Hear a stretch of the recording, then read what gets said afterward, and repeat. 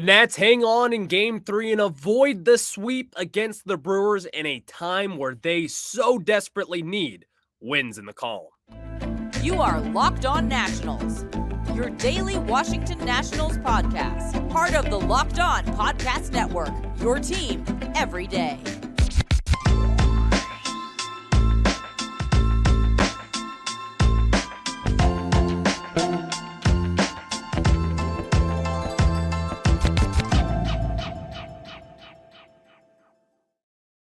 Swing for the fences on sleeper picks, and you could win up to 100 times your money. Download the Sleeper app and use promo code LOCKEDON, and you'll get up to $100 match on your first deposit. Terms and conditions apply. See Sleeper's terms of use for details. Currently operational in over 30 states. Check out Sleeper today. And thank you guys for making Locked On Nationals your first listen every single day, as we are free and available wherever you get your podcasts. And later on in today's show, if you haven't already, the national season is winding down right now. We only have 2 more homestands left, and today is actually 2 more home series left in total tonight against the Chicago White Sox, and then, of course, the Braves coming into town on a little bit later this week. We'll preview the White Sox series later on, and it's a Monday. It's a National Stock Report Day. Who's been up? Who's been down? All the latest on individual performances, and let's just say this, Luis Garcia, welcome back to the major leagues. That's a little tease for you for that Nats stock report. And let's start with that man right then and there, because Luis Garcia over the weekend kind of carried the Nationals, for being honest. And while we only won 1 game, and that was in Game 3 of yesterday, this wasn't a complete series by any stretch of the imagination. We knew that the Milwaukee Brewers have 2 good things: great starting pitching, and then, of course, that bullpen lived up to the hype. And we saw a lot of that in yesterday's game as well. As the Nationals went into 11 innings, they now improved to 6-2 in extra innings on this young season. And you start to see these young guys kind of come together in situations like this. And I think we kind of, when you watch that game yesterday, I think we can all kind of tell that that was a game that was won very up and down in a lot of different stretches, because we do know the Nationals are also good in 1-run ball games as well. They're 25-20 on the season and 6-2 in extras on the 2023 season. But even more so than that, when looking at yesterday's performance, I think you just can't just blossom by the fact that Patrick Corbin actually looked pretty damn good. And that's now 2 starts in a row in which Patrick Corbin isn't getting rocked around. You're not seeing all these walks and all these different hard hit balls. And while he didn't get and really didn't generate the swings and misses that we saw in his last start, I believe he only had 4 in yesterday's start, you still saw a lot of different good things from him. And when you're telling me that I can get good things from Patrick Corbin, we're going to take that in any day, any start. It doesn't matter who you're going up against.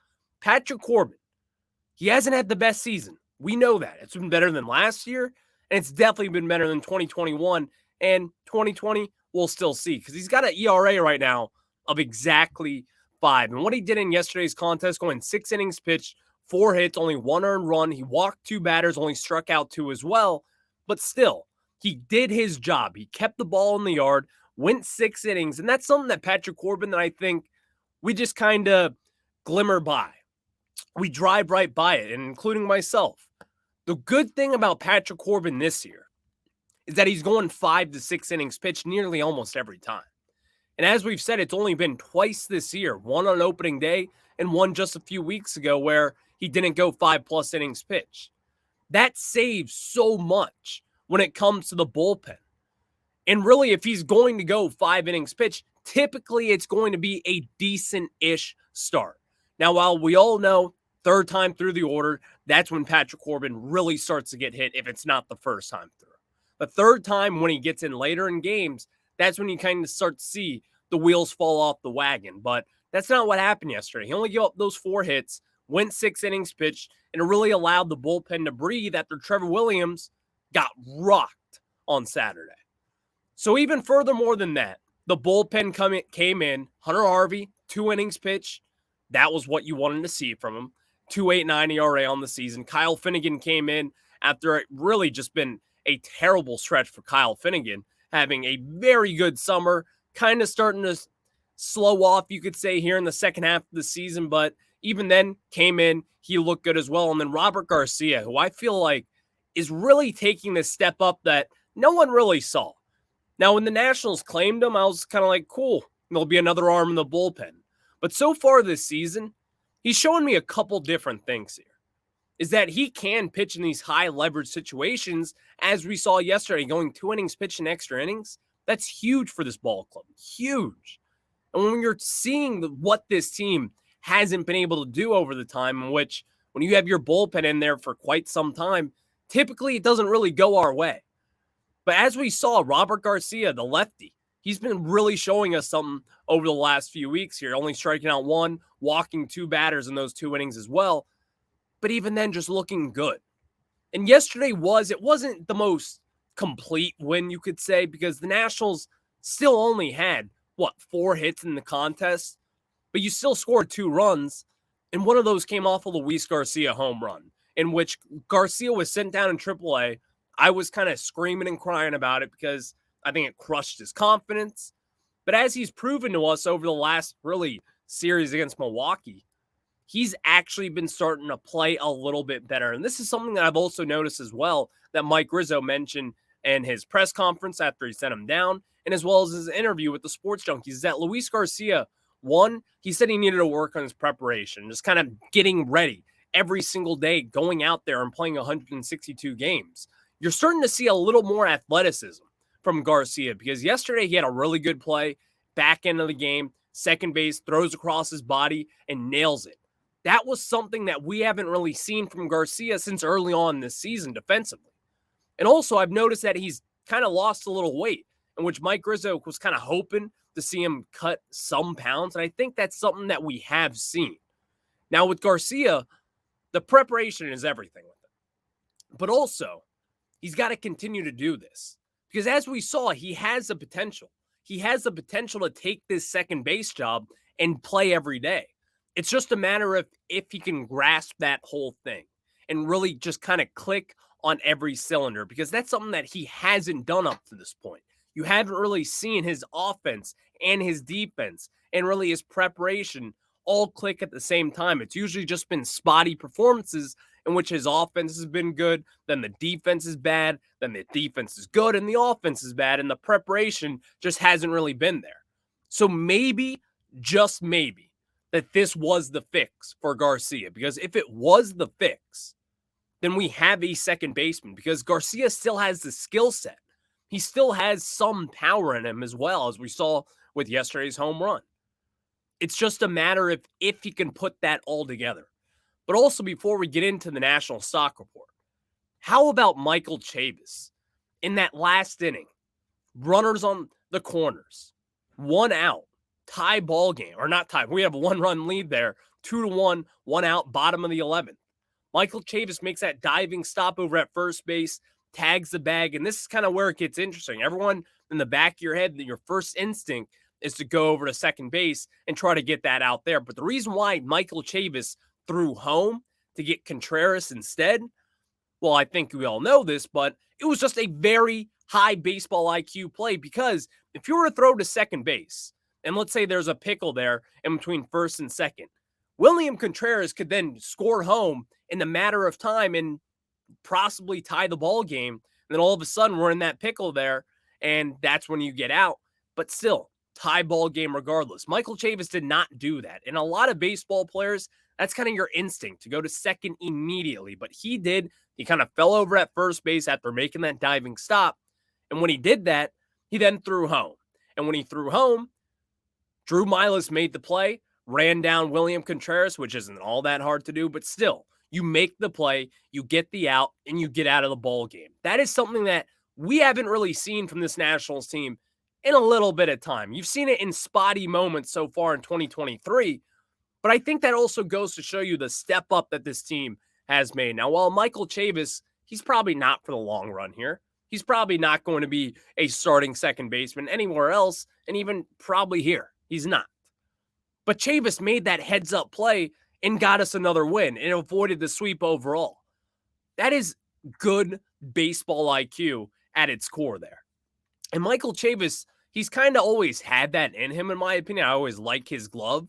And just really sliding over there at first base, making that play, that was a huge moment for this Nationals team. And then immediately throwing over to home, knowing where he has to go and getting the out, and then ultimately getting the win. Huge play for them, huge win for the Nationals. And I just had to mention that Michael Chavis play because it really meant that much to us. The Nationals play the White Sox today at 7:05 Eastern Time, and the Nationals are back home and only have 2 more home series left. So catch every pitch of the Nats hometown broadcast with SiriusXM on the SXM app. Just search Nationals there. And before we really get into this National Stock Report, as I kind of alluded to, Luis Garcia will be making an appearance, and as well as the Lane trade. Has he been up or has he been down?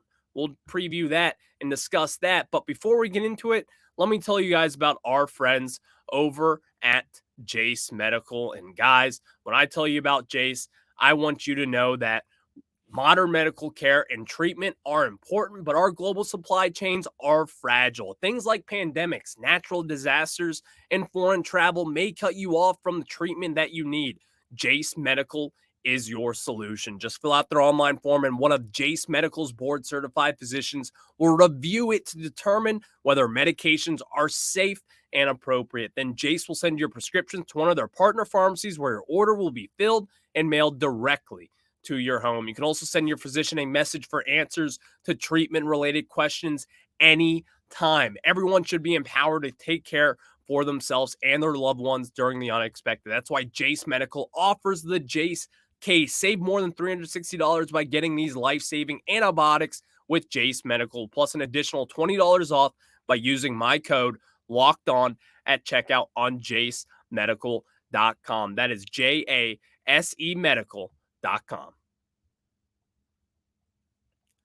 Now we get into a national stock report, as this is going to be your best and worst individual performances over the last week or so. So let's start off with a stock up for Luis Garcia. And over his last 15 at-bats, he's got 5 hits. He's got 2 home runs, 3 RBIs. He's walked twice, and that is good for an 1145 OPS. When he first came back up, he seemed a little lost. You didn't really see it with Luis Garcia as soon as he got that call back up to the major leagues. And really, even then, he wasn't really killing the ball down in AAA as well with Rochester. But since then, he's kind of taken this step up that we've been looking to see. And against the Milwaukee Brewers, I mean, he kind of put this offense on the back yesterday, getting that home run, making it a 1-0 ball game. And even then, having a second home run in the day before that. So Luis Garcia, you're starting to see those improvements. Now, can he do this over a nice time period? Because that's something that we haven't really been able to see. But when he does do this, it gets you a little excited. It gets you a little kind of happy for the future of Garcia and kind of what he could be. Because I still think of him as that young prospect, 23 years old. He's got time. He's got time to develop. And he has the opportunity. So it's a matter of if the Nationals will give him that second opportunity going in opening day of 2024. But it's what you want to see. A little more power, a little more plate discipline, and just getting some hard hit balls, because also, not to mention, he had a ton of those in yesterday's ball game, having 3 hard hit balls, according to Baseball Savant, in yesterday's contest. So really good performance by Luis Garcia, something that we all wanted to see so desperately. Stock down, center fielder, Jacob Young. Jacob Young has kind of gone through a very tough stretch after starting off red hot. As soon as he got the call up here, and you're already starting to talk about, can this guy be a part of the future of the outfield? Can he be an everyday center fielder? Can he be an everyday left or right fielder? Just an everyday player as in general. Well, he's kind of taken that step back that we kind of expected. He's 1 of 21 over his last 7 games, and he struck out 5 times as well. Only 1 hit over your last 7 games. That's never going to cut it. It'll never cut it up in the big leagues. But even then, Jacob Young, you kind of just see the raw tools with him. You still see the potential. Because in my mind, this guy is kind of what Andrew Stevenson and the Nationals wanted him to be. If you remember that, Andrew Stevenson always kind of had this skill set. He had the little bit of pop. He had the speed. He had the defensive effort. He had the tools. Jacob Young is that category as well, in my opinion, but you want to see it a little bit more consistent. And with Jacob Young in particular, I think he's got even better skill sets than what Andrew Stevenson had back when he was a prospect with the Nationals. So Jacob Young, while it hasn't all been pretty, it hasn't all been uphill, he's on this downhill stretch. Let's see what he can do to finish off the season, because certainly he's going to finish the year as a starting center fielder, in my opinion. And that's the way that it should be, because when you're a young prospect, you're showing us your tools. You got to do the little things right. But he did walk twice in yesterday's ball game. And of course, just of course, doing his thing there. He's drawing walks. I'll give him that credit as well. But also, stock up. 4, you may ask, Drew Milas, another young prospect in which kind of got our attention early on this season when he was killing the ball in AA, got the call up to AAA, looked really good as well. But what he has done up in the major leagues, really since getting called up, has been impressive. He's got 5 hits in his first 7 games. He's got a double. He's got a home run, and he has a 951 OPS on the season. And also in yesterday's ball game, while it wasn't the craziest play ever, but he chased down William Contreras to get that out. He's looked solid behind the plate as well, and which is just a nice little positive for it. Now, Drew Milas is going to have a tough time kind of scratching this lineup and scratching the roster come opening day next year, because I think the Nationals really like Riley Adams, and as they should, because Riley Adams has killed the baseball up in the major leagues, and he's also been one of our better defensive catchers of the season. Drew Milas is going to have to kind of prove himself in more ways than one. It's not just going to have to be behind the plate in his defensive effort. It's going to be what he does at the plate. And Drew Milas, 5 hits in his first 7 games. He's looking pretty good at the plate. You see in a little bit of pop. You got 2 extra base hits already, and you're getting on base, and you're hitting for average. Again, very small sample size, but what we have seen from Milas so far, the kid can play. It's just a matter of if he can stay consistent and really get his at-bats up, because I think by the end of this year, you're going to kind of see this tandem of Keibert Ruiz maybe slowing down a little bit. You may see a little more Drew Milas, and of course, if anything happens to Keibert Ruiz, they'll probably just shut him down. Catching for 162 games, staying healthy, that is hard to do for Keibert. Last year, he missed the last month and a half or so, and you kind of saw that production really dip off there. But Drew Milas, solid. It's nice to have that. It's nice to have that third catcher in your system that you kind of know you can lean on as the season goes on. So stock down now for the Lane train. Lane Thomas. It has not been a good stretch for him. And something that's really noticeable to me is that his OPS is down to a 790, which is the lowest it has been since June 11th of this year. Lane Thomas has carried this Nationals offense over and over again. And I remember myself, and if you look back at 2021 in particular, and as well as 2022 of last year, Lane Thomas always started off slow. He just did. But since then, the second half of 2021 and as well as 2022, he took huge step-ups in production. This year, he started off red hot up until the All-Star break, and ever since then, he's kind of crashed back down to earth, and that kind of shows with his OPS because he was slugging. He was getting on base, but most importantly, he was slugging. He was getting extra base hits. But over his last 7 games, he's only got 3 hits and 31 at-bats, one of them being a home run, but he's also got 8 strikeouts. And we've all kind of known Lane Thomas is a strikeout guy. He swings and misses a lot, but when you have that power, when you have all the tools that Lane has, that's acceptable. But even then, 8 strikeouts over 7 games, only 3 hits in those 7 games as well. It has not been a fun stretch for the Lane train. Stock up again for Jose Ferrer. This is my guy.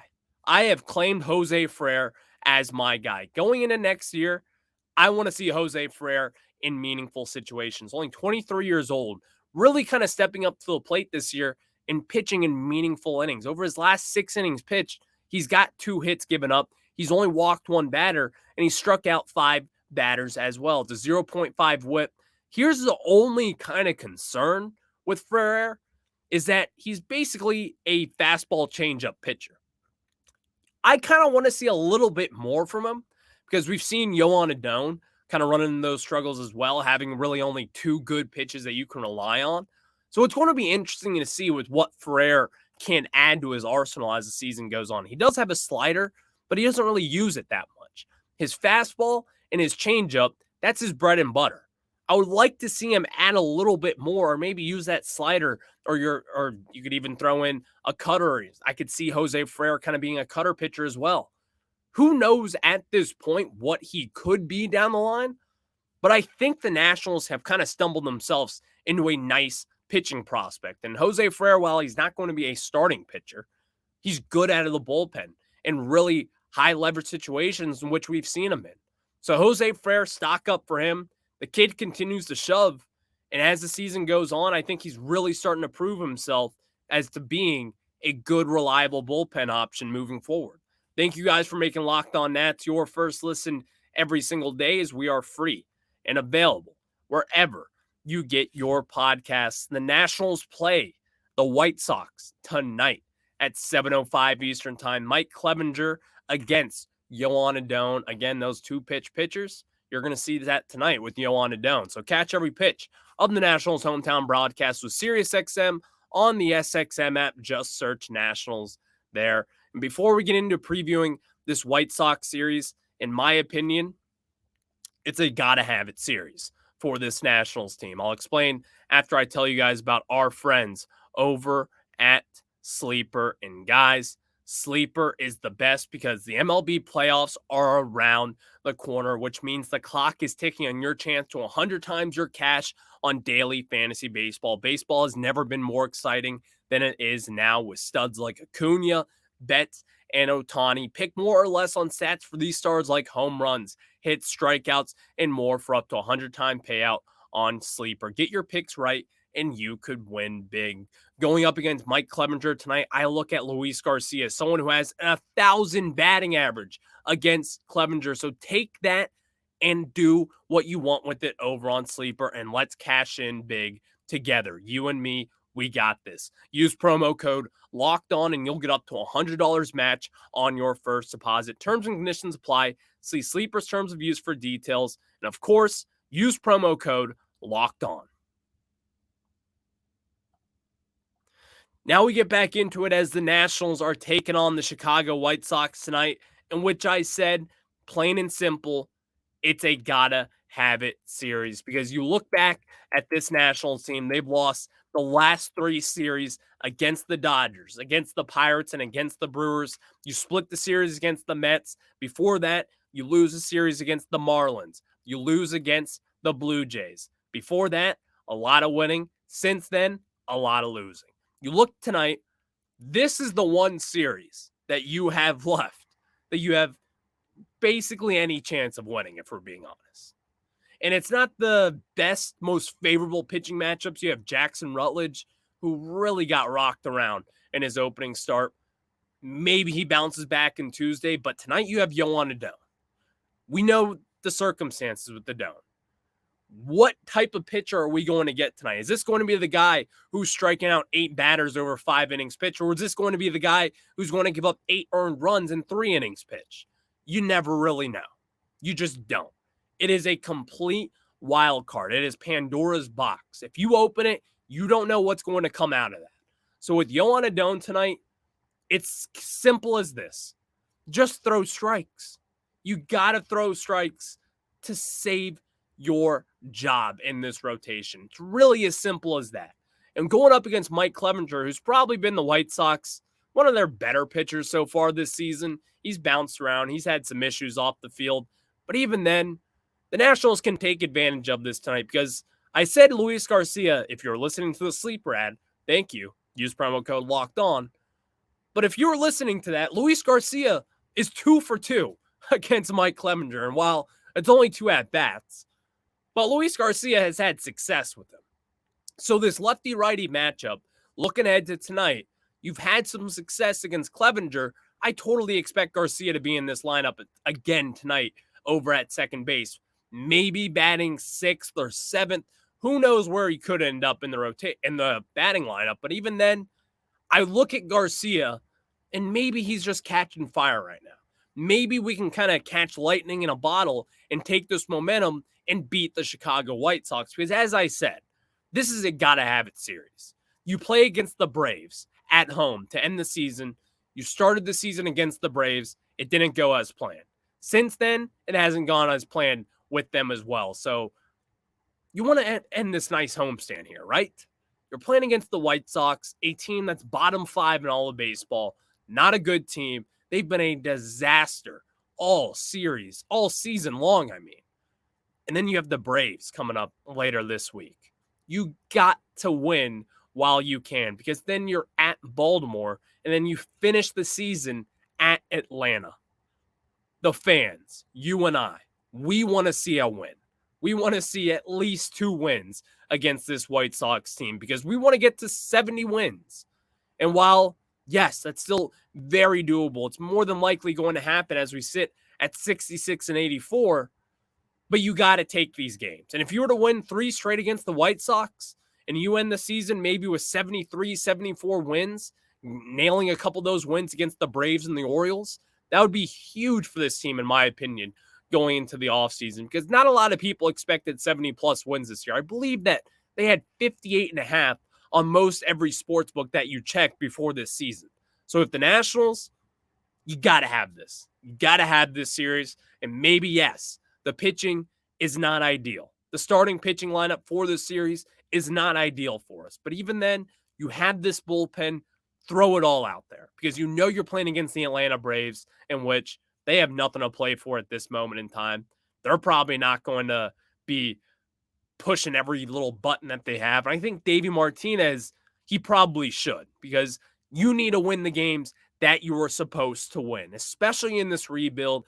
Get some momentum going before you finish off against possibly the 2 best teams in all of baseball, with the Atlanta Braves, which in my opinion, by far and away the best team in baseball, and then the Orioles up for debate, the 2nd team in baseball. Thank you guys for making Locked On Nats your first listen every day, as we are free and available wherever you get your podcasts. And of course, catch every pitch of the Nationals hometown broadcast on SiriusXM with the SXM app. Just search Nationals there as Mike Clevenger gets ready to take on Yohan Adon, which should just be an amazing pitching matchup for tonight's ball game.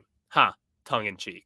All right, guys, we will see everybody on the flip side. And of course, please, Nationals, you got to take this. You got to win the games that you can. And if you don't, it's not going to be a fun show. I'll catch you on the flip side.